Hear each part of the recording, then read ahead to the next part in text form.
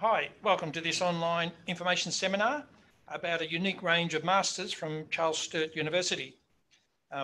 They're under a catch cry that we use for these courses, university or industry, why not both? And the idea here, as you'll see, is it's got a whole range of industry certification and industry content embedded within the master's degree.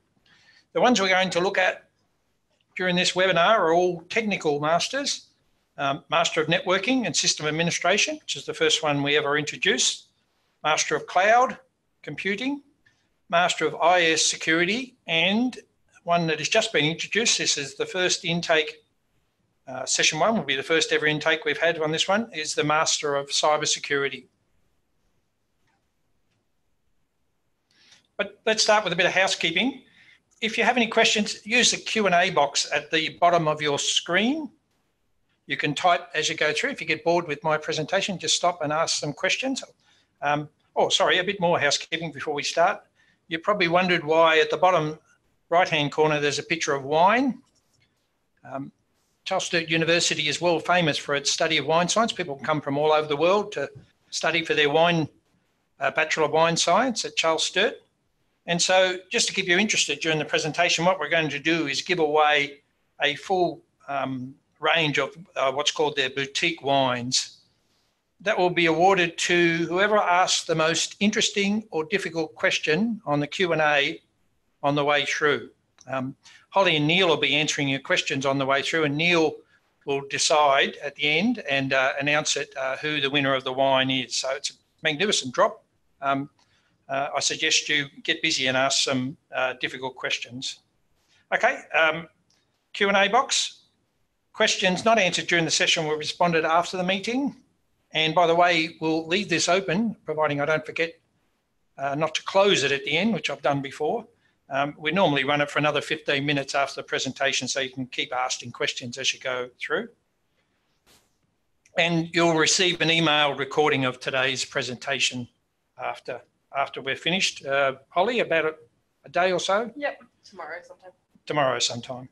By the way, we're using a product called Zoom to run this. Absolutely fantastic. If we used all the different online webinar meeting packages over the years, and this is fairly new, but by God, it is fantastic if you get a chance to trial it. My name is Martin Hale. I'm a dual role. I'm CEO of IT Masters, and I'll explain who IT Masters is as we go through. And sorry, we've got a bit of music there. And I'm also an adjunct senior lecturer at Charles Sturt University, which gives me the right to talk on behalf of the university. I'm on the left there in that picture. The not so handsome one in the suit. On the far right is Dr. Irfan Eltaz. He's the head of the School of Computing and Mathematics at Charles Sturt and absolutely integral to all of these courses. He's the one that set most of them up, and he manages the delivery. And the one in the middle is Scott Anderson. He's pretty senior in Cisco these days, but he was our first ever graduate from these programs, Master of Networking and System Administrator, graduated way back in 2004. And he was the first ever graduate because he got a whole heap of credit. He's got an amazing range of industry certifications, Scott, so he picked up a lot of credit, and he actually only had 6 subjects, which he completed in a year to complete his the first ever graduate from these programs. Agenda, pretty standard stuff. We've been running these for a number of years now. We've got a pretty good idea of what people want to cover. Most people want to just hear what the cost is, but we find it's better to go through the whole structure and to begin with and have a look at why, again, these courses are quite unique in the industry. I said we're going to cover 4 masters briefly, not too. I mean, we don't want to go into great details, take too long, but I just have to talk about the target audience. Now, Master of Networking and System Administration, well, obviously system administrators, network admins, network engineers. There's been a lot of talk about this over recently about everything moving into the cloud, and maybe we won't need sysadmins in the future. Well, it's definitely not true. We're always going to need sysadmins, and a lot of them. That was the first masters we ever brought out, and still a very popular masters for us. We introduced the Master of Cloud Computing a couple of years ago. been popular, not as popular as the networking. So again, just shows there's lots of system admins out there still. But as the move to the cloud, we've got a whole master's on cloud computing and virtualization. The third and fourth in an area that is absolutely booming. I did a press release on this recently and said, well, I've not seen enrolments like this since the .com boom. We're up in cybersecurity enrolments 270% year on year. They're just coming in droves. And I think most of you out in the industry are not surprised at this. We hate hackers, but my God, someone's got to protect us, and it's getting worse and worse. So we had a Master of IS Security, which is very popular. That was introduced in 2007. And this year we've added to that with a, as you'll see, a purely technical Masters in Cybersecurity. And between the two of them, as I said, we're getting fantastic numbers of enrolment. So a booming area. Lots of network admin people studying that. Many of them have got a pretty good cybersecurity background anyway. All right, let's have a look at the course structure. All of the masters are the same. They are 12 subjects in duration. I mean, unis use all sorts of different names for this. Some call them modules, credit points, a whole range, but at Charles Sturt and most other unis these days, we call them subjects. So there's a total of 12, and they're all broken up into two lots of 6. There are 6 university subjects, what we call academic subjects, delivered by CSU's big pool of researchers. Fantastic subjects. They'll stretch your mind in all sorts of ways, in different ways you didn't think were possible. What's different about these masters, though, is we also have 50% of the content is what we call industry-based subjects. These are delivered by people in the industry. They are based generally around the very latest industry certifications and therefore the very latest content. And the combination of those two is what's led to a dramatic growth. As you'll see later on, we're easily the biggest provider of IT postgraduate in Australia, and this is one of the major reasons, this industry-based component. We run 3 semesters a year, so we don't call them semesters, we call them sessions. And there's your recommended study load as a working professional who's studying part-time is 2 subjects per session. If you do the math there, that's probably your first thing to get in. You should take about 2 years to complete. So on average, though, it's about 2.5 right across. What we find, though, is people, the longer they stretch it out, and there are options to stretch it out, the lesser the completion rate. So it is suggested you try to keep to those 2 subjects. You've got all sorts of fallback options, as you'll see, if that's not working for you during the session. Quick look at the 4 masters. Firstly, let's start with the Master of Networking System Administration. As I said, 12 subjects, so hopefully this adds up to 12. You've got 2 lots of electives, what we call academic. These are the university subjects. Still technical, as you can see there, 3 subjects to pick from. And then another elective pool of 3 subjects of industry subjects. Again, these are the ones delivered by industry professionals. Just about all our alumni these days, which is fantastic to see. And to supplement those, you've got, so that's 6. You've got 6 core subjects, which everyone has to do. But as you imagine, strongly all around networking and system administration.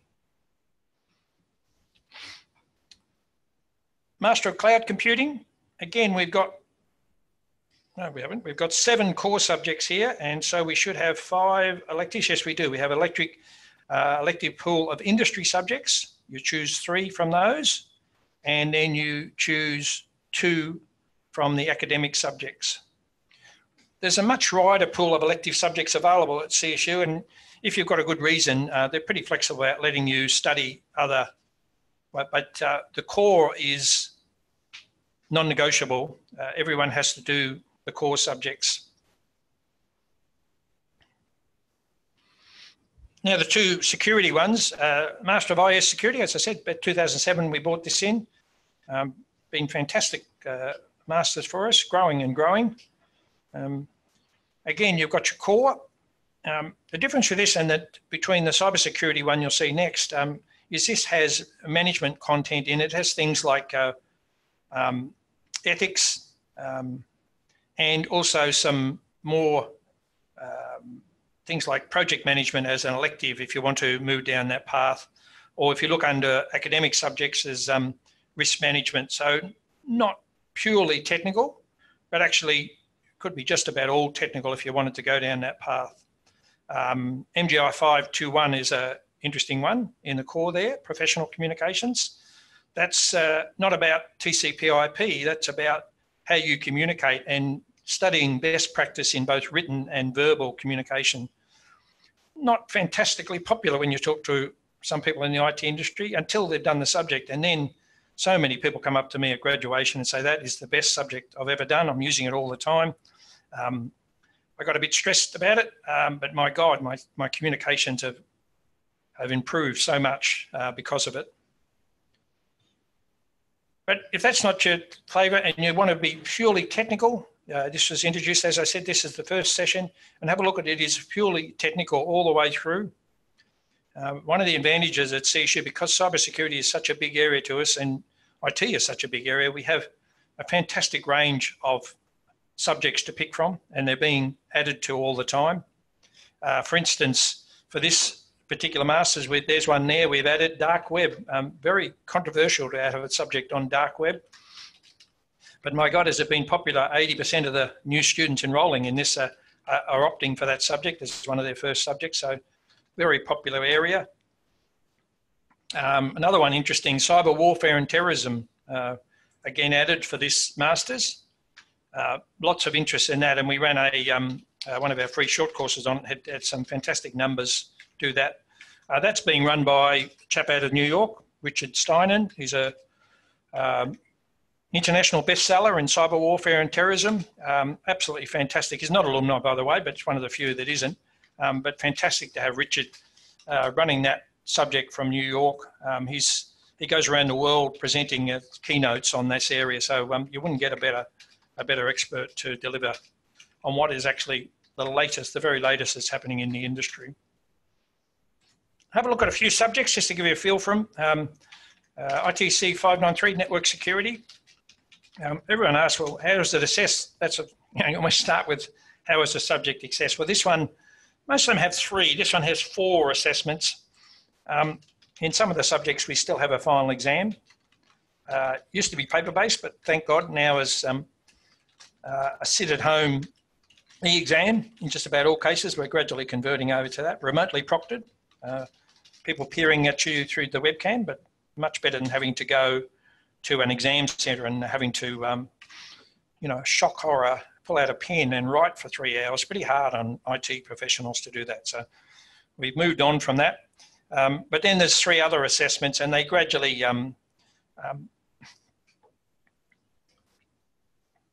the first one is a multiple choice assessment, really designed to see how you're going pretty early in the session to pick up if you're struggling.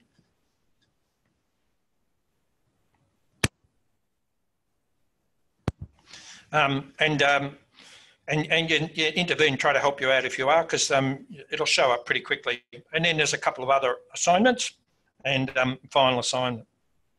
Let's have a look at another subject. This is what we call an industry-based subject. Remember I mentioned them before? Professional system security. The most famous of all cybersecurity easily is the CISSP certification. Pretty tough, by the way, six-hour exam, 4 to 6 hours, I think it is. You do need some industry experience to qualify for the certification, but we help you prepare. The first, approximately a half of the subject is based around the content, and the main textbook is all around CISSP. That has a couple of things. It certainly gives us a framework to run the subject to, which is fantastic, but also makes sure we're right up to date, because people get a bit upset if we teach them one thing and then they go off to attempt the certification and find it was a couple of years out of date. So it really forces us to keep right up to date. Again, the subject's presented by industry-based professionals. Jeremy Costa's one, for instance, he was up until recently CISO at TPG. He's alumni for us, fantastic Jeremy. I've got no idea how he gets the time to do this, but he runs, every session he runs one of our security ones, and he's instrumental in the design of our security courses. Here's one from cloud computing. It's actually an elective in some of the others as well, as most of them are. Architecting cloud solutions. Another industry-based subject is built around the AWS Certified Architect, which people in the industry tell me is the most popular of all industry certs currently. I brought it up as an example. The first half in this one we cover actually the AWS official curriculum, or AWS Academy, and it's full on, let's study the content, the topics for the certification. And then the second half, as we do in most of the subjects, we take you quite a bit further because we can. We've got the time. You're studying for 14 weeks. It's not a 5-day training course. And we do things like study the characteristics of a successful cloud-based implementation. Now, that's pretty hard to do in a multi-choice industry certification. It's in fact impossible to do, but we can do it. So it's the second part of the subject. And then it's actually one of your final assignments. You'd actually do design of an optimum cloud-based system in accordance with best practice. And that's assessed as a final assessment. Again, pretty hard to do in a certification. So we type of think it's the best of both worlds. Certifications are important in the industry. This will help you move down that path. But as I said, we'll take you an awful lot further as well. Just give you some background to who IT Masters is now. Before 2002, industry certifications were quite separate from university. We had things like the MCSE, CISSP, which I'm pretty sure was around there as well, and university, and never the twain shall meet. You used to get a lot of questions. I was working in the industry at the time about, you know, what's best on my resume? Should I have a university or should I have industry certs? And my answer always was, well, the best thing on your resume is the experience. That's always going to be the case. Which is the most important of the other two? Well, it depends on who's on the interview panel, and I'd have both if possible. So that was the basis of what we put together. And in 2002, with lots of fantastic help from Microsoft, we announced what was the world's only university masters, where we integrated the industry certifications directly within the masters. It wasn't an optional add-on. A lot of cases it was core, but you'd be studying for your industry certifications on the way through. What is IT Masters? We got 3 functions. We market. That's what I'm doing here, talking to you, hopefully students. The second one is what I enjoy more, though, is we research and identify opportunities for expansion. Cloud and cybersecurity are good examples of that. You don't have to get around the industry much to see the demand in both of those areas.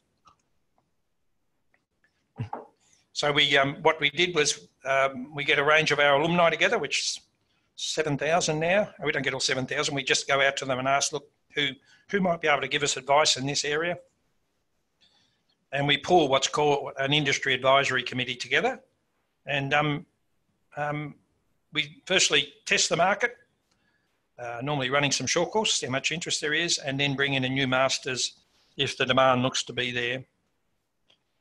And we also support the students while they're doing their certification subjects. Remember, half are industry certification based. Well, we identify the lecturers and we help using all the CSU systems, but we manage the delivery of those subjects.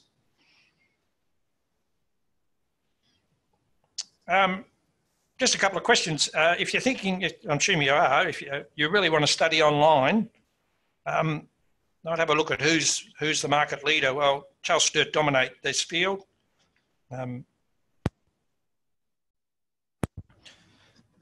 We had our first distance ed qualification, would you believe, over 50 years ago. It was all paper-based in those days. We're a regional university, so you can only get so many local students. And as such, we were one of the first universities to get into remote education. And we live and breathe distance ed, very sophisticated platforms. It's our bread and butter. So, and you can see that in terms of enrolment numbers there. And if I was going to study IT, I might also have a look at Charles Sturt because we dominate that market as well.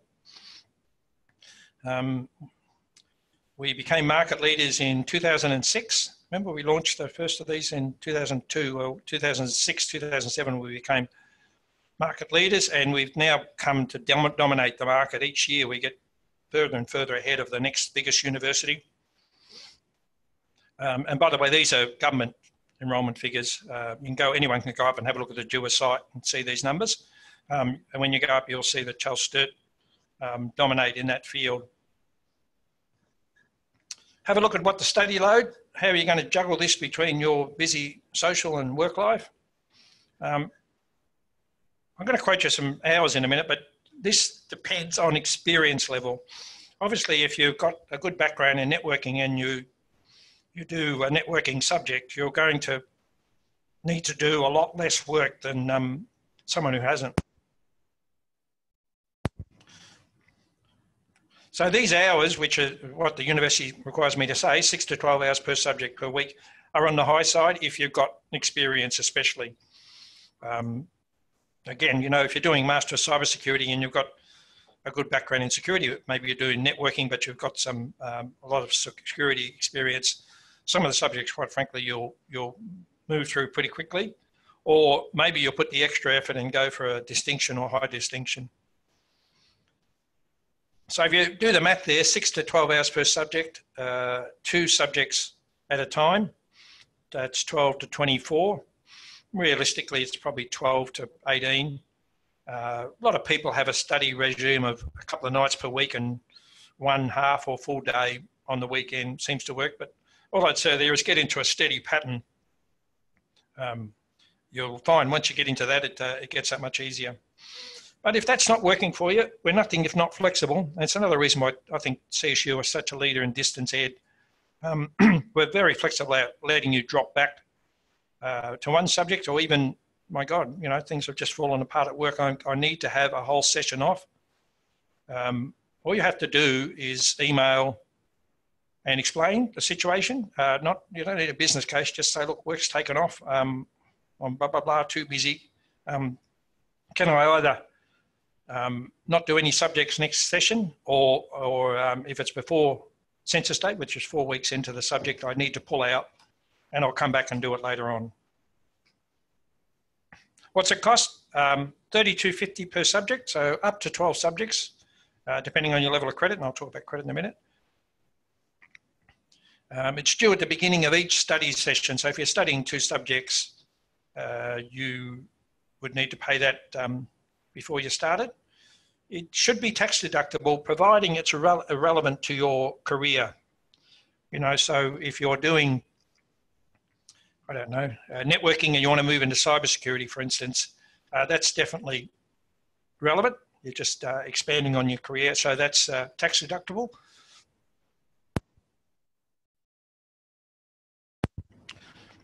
We've had a few people come back and say their tax agents have told them it's not tax deductible. Well, they're incorrect. They've got confused with undergraduate HECS fee help, which is not tax deductible. This is full fee. Postgraduate, it is definitely tax deductible, providing it is relevant to your career. And the cost, as you imagine, includes everything: textbooks, which are increasingly e-books these days, study guides, e-learning, everything else that's required. Don't forget to get out stakes. I wish we had these on some of the commercial courses I went to. You've gone on a 5-day course and you're one day and you're going, this is definitely not for me. Well, the good news at university, you can pull out of the subject up to 4 weeks. There's no cost. Providing it's not core, if it was elective, you can pick another subject to do. Unfortunately, if it is core, you would need to come back and do that subject sometime in the future. Or you might transfer to another course that it's not core. I mean, I'll give you a good example. I didn't do my MBA with Charles Sturt. I did it online with another when I was at Telstra. I came at the finance subject, it just killed me. I just couldn't cope with it. So I pulled out. Unfortunately, it wasn't core and I did another elective. It's interesting. I'm going to talk about fee help now, and I just told you I failed my finance subject. So anyway, fee help's a government study loan, interest-free, covers all tuition fee for Australian citizens. Every Australian citizen we've got studying uses fee help. You'd be crazy not to, actually. Even if you had the money, you might as well use fee help to pay it up, because you get there is a discount for early repayments. The undergraduate loan fee does not apply. Again, we've had people come back and say their tax agents tell them it does. No, it does not. This is postgraduate full fee, and you pay it back through your wages. You need to check, this might be a bit out of date now, but it was 50K, it jumped in, out, comes straight out of your wage. Admission, what's it take to get in? Normally to get into a master's degree, you need a bachelor's degree.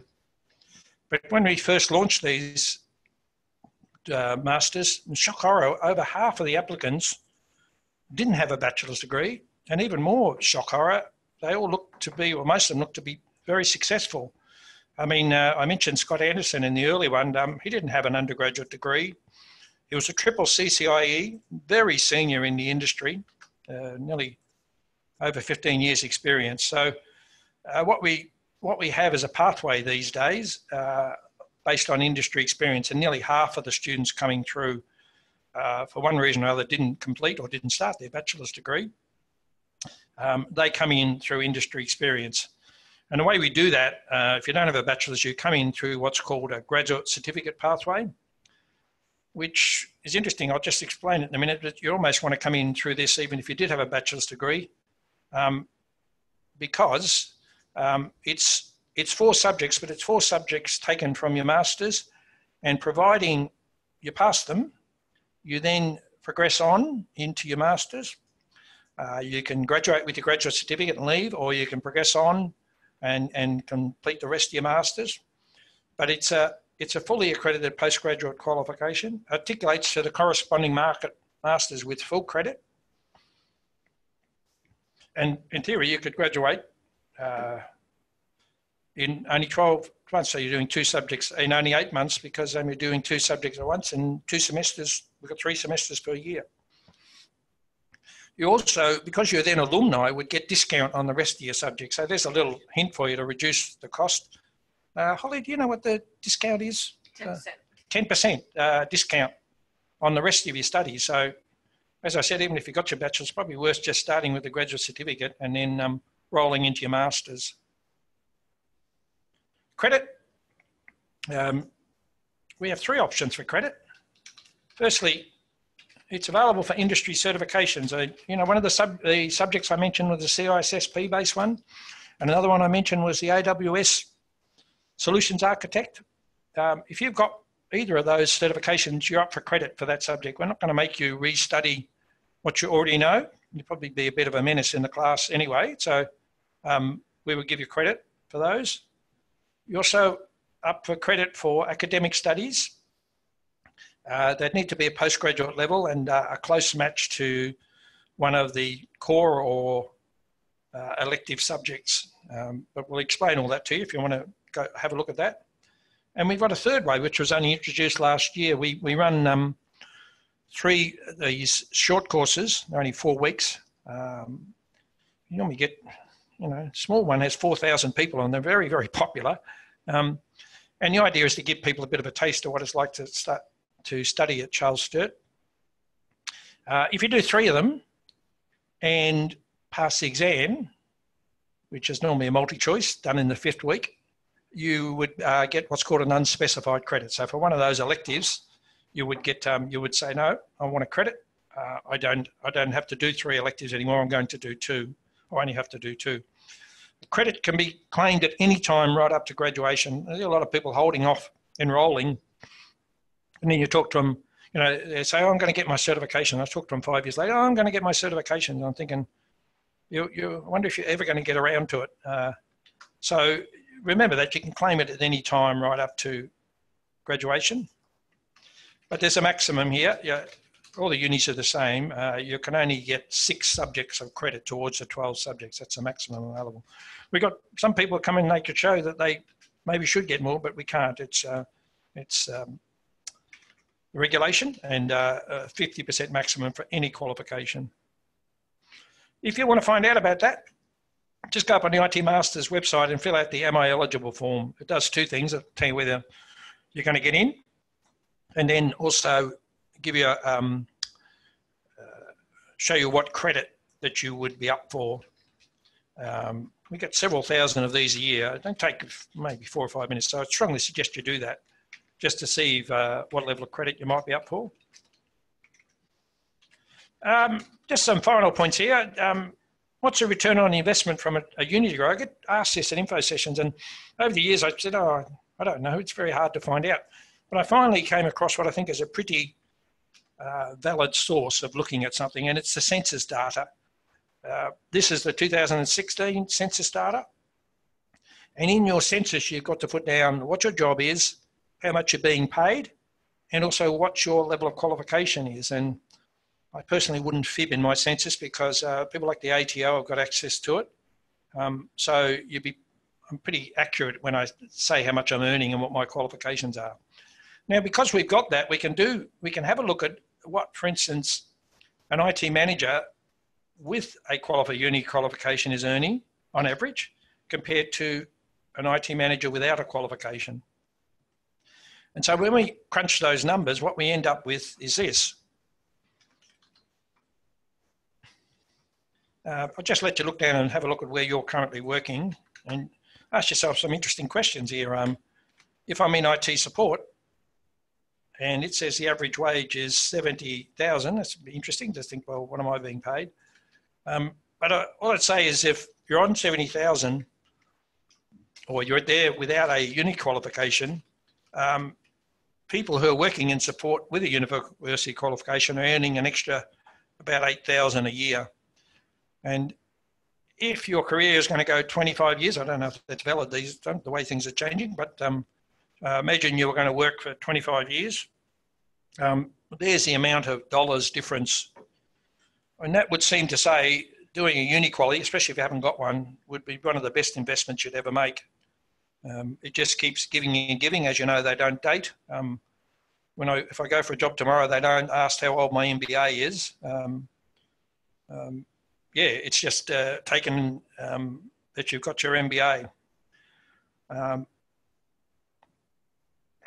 Next question from that, and if I ever did my PhD, I don't think I'm clever enough, but is why? Why is that difference there? What is the factors driving it? And I would guess that it's one of these. We'd love to say it's obviously because what they learned during their masters. They're getting more money because they learned some wonderful things. And certainly my MBA, I still use some of the stuff I learned, especially some of the marketing stuff I learned. So it is partially true for me. But one that I've really seen in the, especially in the IT, in corporate world, is the HR, what I call the HR filter effect. And I went for my first executive role in Telstra and was knocked back. I thought I was perfect for it. Big ego in those days, maybe still. And I tried to find out why. And it was basically that HR you must have a uni qual to be shortlisted. And I've seen that time and time again. I thought it was very unfair at the time, but it doesn't matter. I mean, I didn't get interviewed. It's pretty hard to win the job. I subsequently enrolled in an MBA, by the way, and I'd only completed 2 subjects and I got an executive role. And all I put on my resume, and here's a bit of a career tip for you, is in progress, MBA in progress. And lo and behold, they asked me at the interview all about it. I said, I'm studying this and blah, blah, blah, and it's fantastic. And this is how it relates to my work. And then I made it quite clear that I'm doing it in my own time.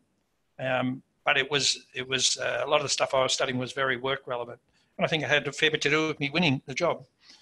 But the third one is an interesting one as well, this is not a walk in the park. This is not like going on a 5-day training course. We're talking about 2 years of study while you're trying to do a full-time job and while you're got hopefully a vibrant social life. So you've got to be pretty motivated to do it. And I think that has definitely an impact on, you're almost self-selecting to some extent.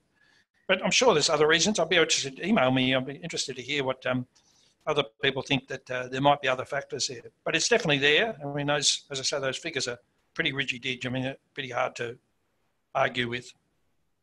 Okay, I'm going to finish it up there. When can you start? Well, the next intake is pretty soon, 21st of Feb. In the old days when we first started, I would have said to you, well, you needed to apply last December. Would you believe this? To make that intake. But things have changed a bit. We can now, the next intake's 26th of February. You can take an application right up to the 21st of February, but you need to get your skates on if you're interested. You don't have to have all your documentation in there, but you do need to get up on the CSU website and fill out the online application form. Session 1 is our biggest intake of the year, and for some unknown reason seems to be our most successful. Maybe it's because people have a whole year of getting used to studies. But we have 5 other intakes that are spread throughout, approximately 2 months apart during the year. Hopefully you've been asking questions. I see Holly's been typing furiously here and Neil at the other end. But if you've got any others, email us at that email address. Or, lo and behold, you can pick up a phone, unheard of these days. So we worked out the other day, we get 1 phone call an hour these days. It used to be flat out. But my God, we get a lot of emails. It shows how the world has changed over the years. So call us on that number. But we're here to help you with your application, especially if you want to put in one now for the session 1. I strongly suggest you just email us and say, look, I'm interested in session 1. One of the things we can do is just say, well, all right, let's make an online appointment for 15 minutes and we'll walk through the application form together. There's always questions and things that come up and particularly about what you need to submit at this stage and what you don't. So yeah, I strongly suggest that. But as I said, we'll leave this open for another 15 minutes or so for you to ask any questions. And Neil will email you with the winner of the wine. Lots of interesting questions by the looks of it. No discussions will be entered into, he told me. He said that before. It's his final decision, but he'll email you with the winner. Can I win this, Martin? No, Neil, you're not like last time. No, okay. I will send out a winner. Mind you, it was a very good question you asked yourself. I was amazed you were able to answer it in the end.